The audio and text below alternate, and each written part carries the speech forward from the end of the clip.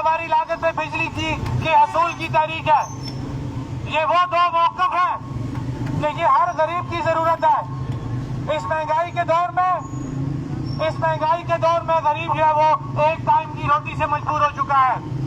इस महंगाई के दौर में गरीब अपनी बिजली का बिल नहीं दे सकता, क्योंकि बिजली का जो रेट है वो इतना ज्यादा कर दिया गया है कि अगर उसको रोका ना गया तो मैं खास तौर पे कारोबारी लोगों की बात करूंगा कि आज आपका टैरिफ 47 रुपए के ऊपर फरीज किया गया है।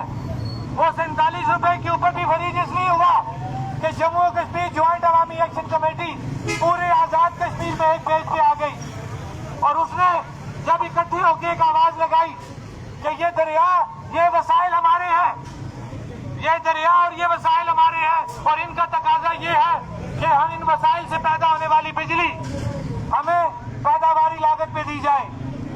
तो हमें आगे से जवाब मिला कि हम आपको पैदावारी लागत पे बिजली नहीं दे सकते क्योंकि हमारे पास बजट नहीं है। मैं साथ साथ आपको इन चीजों को क्लियर करूंगा कि एक तरफ तो जब जम्मू कश्मीर अवामी एक्शन कमेटी ने आपके लिए सस्ती बिजली की बात की, सस्ते आटे की बात की, तो हमारे हुक्मरानों ने कहा कि हमारे पास बजट नहीं है। मैं इन हुक्मरानों से ये पूछता हूँ कि आजाद कश्मीर की जो आबादी है उस आबादी से ज्यादा रावलपिंडी और गुजरांवाला की आबादी है। वहाँ पे एक डिप्टी कमिश्नर और एक कमिश्नर वो निजाम चला रहा है और इनसे बेहतर निजाम चला रहा है। आप ये बात बताएं कि आपको क्या जरूरत है अपने इक़्तिदार को तूल देने के लिए कि आपने तमाम मेंबरान असेंबली को झंडियां दे दी। एक झंडी हमें 1,79,00,000 रुपए सालाना पड़ती है और एक साल में 1 अरब रुपए का खर्चा खाली इस जो निजाम बनाया गया आजाद हुकूमत रियासत जम्मू और कश्मीर का एक निजाम, तो इन हुक्मरानों की अयाशी के ऊपर खाली जो लीगल डॉक्यूमेंटेशन के अंदर जो डेटा एजी ऑफिस का डेटा है वो 1,79,00,000 रुपए एक मिनिस्टर का सालाना खर्चा है और एक साल का खर्चा 1 अरब रुपए बन जाता है।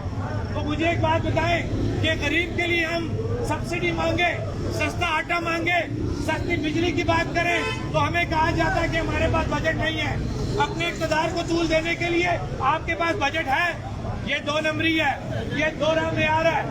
जम्मू और कश्मीर ज्वाइंट अवामी एक्शन कमेटी ने 1 साल से ये तहरीक स्टार्ट की हुई है और इस तहरीक का बेसिक मुतालबा ये है कि अवाम को सस्ता आटा दिया जाए, अवाम को सस्ती बिजली दी जाए। हमने 1 साल से हुकूमत के साथ मुज़ाकरात भी कर लिए, हमने हुकूमत के साथ बार बार मुज़ाकरात किए और स्टेट का वज़ीर आज़म और हमारे हुक्मरान हमारे चार्टर ऑफ डिमांड को मानो तस्लीम करते हैं। स्टेट का वज़ीर आज़म मीडिया पे ये बात करता था कि जम्मू और कश्मीर ज्वाइंट अवामी एक्शन कमेटी के जो मुतालबात हैं वो मेरी तकारीर में से निकाले गए जुमले हैं। मैं जनाब वज़ीर आज़म, मैं आपको मुखातब करते हुए कहता हूँ कि अगर हमारा चार्टर ऑफ डिमांड ठीक है, आपकी कमेटी ने उसको मानोअन तस्लीम किया, आपने उसको मानोअन तस्लीम करते हुए सर्विसेज का नोटिफिकेशन जारी किया जिसके मुताबिक आपको अमल दरामद करना था, तो ये कौन सी लंबी साइंस हो गई है कि एक तरफ तो आप कहते हैं कि जम्मू और कश्मीर ज्वाइंट अवामी एक्शन कमेटी के जो मुतालबात हैं वो मेरे मुतालबात हैं, उनके जायज मुतालबात हैं, और दूसरी तरफ से आप पाकिस्तान से एफसी और पंजाब कस्टमरी को बुला रहे हैं हमें ज़ेरे बार करने के लिए। आप क्या हालात पैदा करने चाहते हैं? आपने और उस मोदी में क्या फर्क रहा कि हम वहाँ का रोना रोते हैं कि वहाँ पे जुल्म हो रहा है, वहाँ पे काफिर है वो जुल्म कर रहा है, वो वहाँ पे दहशतगर्दी कर रहा है, वहाँ पे फौज उसने लाई हुई है। आप बताएं कि यहाँ पे आप क्या कर रहे हैं? आप पूरी दुनिया को क्या पैगाम देना चाहते हैं कि हमने अवाम की बात की, हमने सस्ते आटे की बात की, हमने सस्ती बिजली की बात की और आपने पाकिस्तान से जो है एफसी बुला ली? ये आपकी काम ख्याली है कि अब अवाम बाशऊर हो चुकी है। अवाम आपकी इन दो धांधियों में नहीं आएगी। अवाम अपना हक लेना जानती है और इंशाल्लाह अवाम अपना हक लेके रहेगी इंशाल्लाह। एक और बात मैं करना चाहूंगा कि हमें ये कहा जाता है कि जम्मू कश्मीर ज्वाइंट अवामी एक्शन कमेटी के जो लोग हैं ये इंडियन एजेंट है, ये राह के एजेंट है। इसका जवाब मैं दूंगा, मेरी बात को गौर से सुने कि 5 अगस्त 2019 अगर आपको याद हो, जब मकबूजा कश्मीर के अंदर 235 से और 270 का नफाज किया गया कि उनकी तमाम रियासती शनाख्त को ख़त्म किया गया, रियासती शनाख्त को पामाल किया गया। तो मैं अपने हुक्मरानों से पूछता हूँ कि तुम उस वक्त कहाँ थे? तुम्हें उस वक्त बोलना चाहिए था, तुम उस वक्त नहीं बोले, इसलिए कि वो काम राह ने किया, वो काम इंडिया ने किया और तुम उसमें सहूलतकार बने। तुम हमारी असेंबली में बैठ के तुमने राह की सहूलतकारी की, तुमने इंडिया को सपोर्ट किया और हमारे मकबूजा भाई के, मकबूजा कश्मीर के भाइयों पे जुल्म सितम ढाया गया। तुम हमें एजेंट कहते हो, एजेंट तुम हो।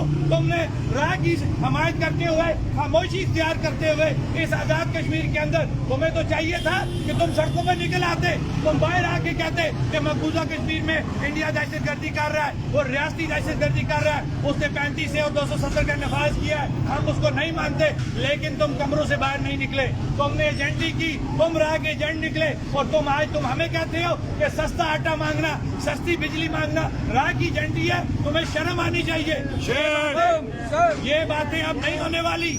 अब अवाम बाशऊर हो चुकी है, अवाम समझ चुकी है कि आपके साथ क्या ज्यादती हो रही है। मैं आपको आज एक और बात बताना चाहता हूँ। मेरे से मेरे वालिद या आप और आपसे पहली नस्ल जिन्होंने 67 और 70 का टाइम देखा, जिस वक्त मंगला डैम लगाया गया, जिस वक्त मंगला डैम का काम शुरू हुआ तो कोई एग्रीमेंट नहीं हुआ। हम जब गए हमारे हुक्मरान सो काट के, मैं जाहिर बात है एक सिस्टम है, हम इस सिस्टम को चैलेंज नहीं कर सकते। रियासत है, उसके अंदर एक सिस्टम है। इस रियासत के सिस्टम के अंदर जो लोग थे, जब उन्होंने, मुझे नहीं लगता कि मंगला के वक्त किसी ने ये बात की हो, लेकिन जो जवाब मिला कि भाई भाई है, कोई नहीं है, हम आपस में कर लेंगे, मंगला लग गया। मंगला की अपरेसिंग की बारी आ गई, फिर बड़े भाई के पास गए कि भाई साहब एग्रीमेंट करें। उसने कहा कोई मसला नहीं है, भाई है, अकोमोडेट कर लेंगे।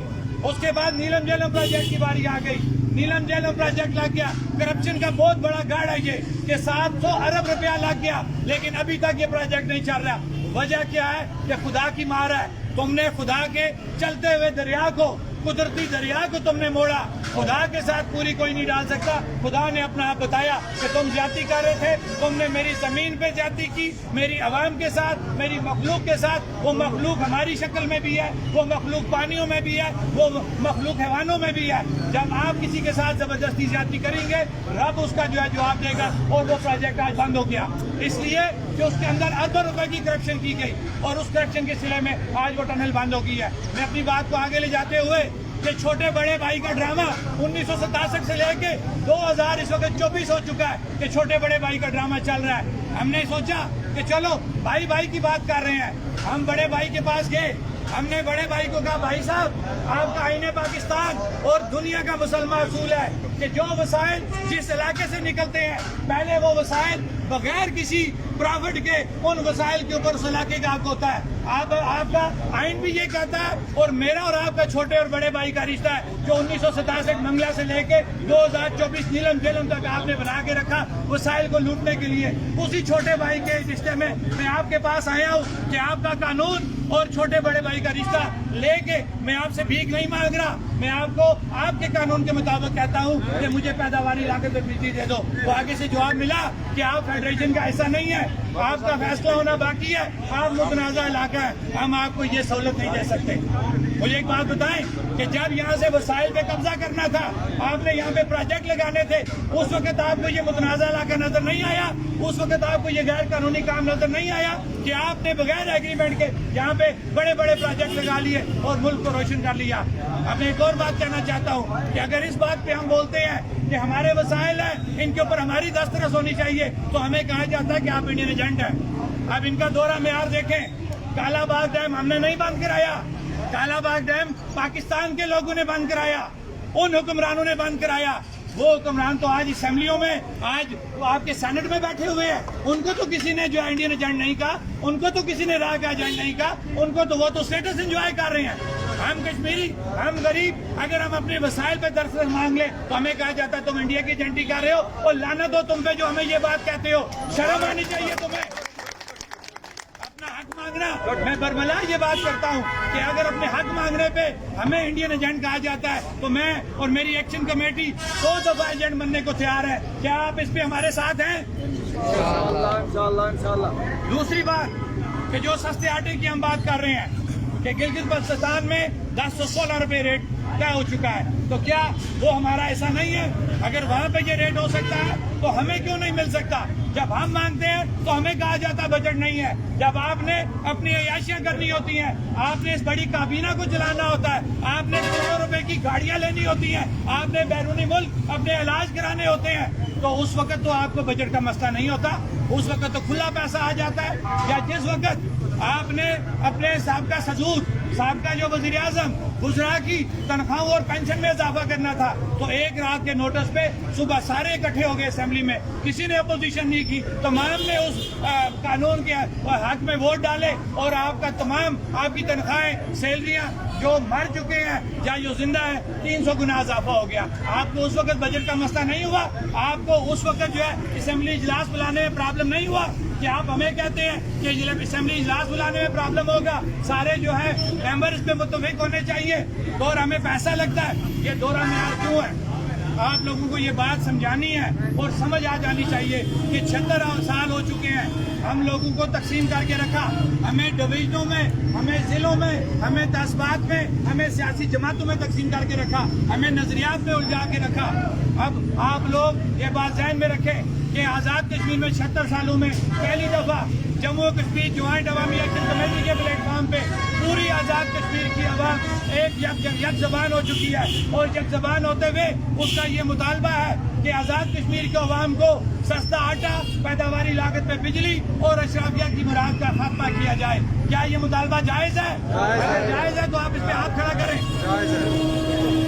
اگر جموں و کشمیر جوائنٹ عوامی ایکشن کمیٹی کا یہ مطالبہ جائز ہے, اور دوسری بات, جموں و کشمیر جوائنٹ عوامی ایکشن کمیٹی نے یہ تحریک کو 1 سال ہو چکا ہے. آپ کو کل یہ جو 11 مئی کی کال دی گئی ہے, آپ کو کوئی یہ نہیں کہہ سکتا کہ آپ نے بدماشی کی, آپ نے افراتفری کی, آپ نے مذاکرات نہیں کیے.